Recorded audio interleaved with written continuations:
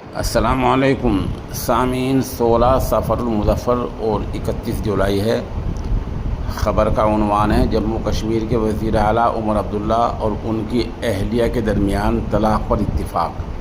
اب دونوں کا راستہ الگ الگ ہو جائے گا، دونوں کے درمیان طلاق ہو جائے گی۔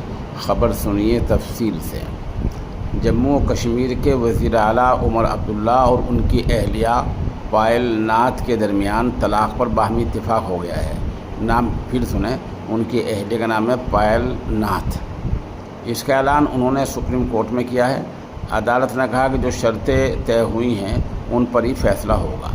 سپریم کورٹ میں سماعت کے دوران عمر عبداللہ کی نمائندگی کرنے والے سینئر وکیل کپل سبل نے عدالت کو بتایا کہ جوڑے کے درمیان تمام جھگڑوں کو خوش اسلوبی سے حل کر لیا گیا ہے۔ انہوں نے کہا کہ جوڑے نے الگ الگ راستے اختیار کرنے کا فیصلہ کیا ہے اور عدالت اب طلاق کا حکم دے سکتی ہے۔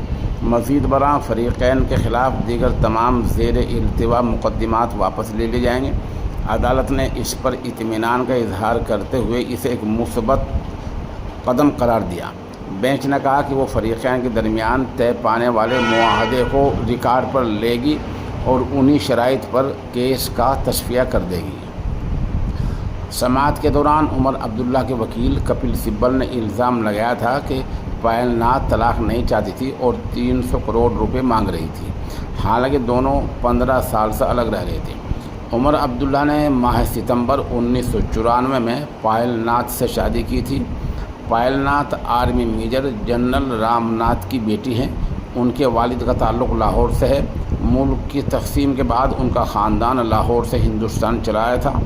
عمر اور پائل ناتھ نے پریم کی شادی کی تھی، تاہم شادی کے 15 سال بعد 2009 میں ان کا رشتہ ٹوٹ گیا، جس کے نتیجے میں پائل عمر سے الگ رہنے لگی۔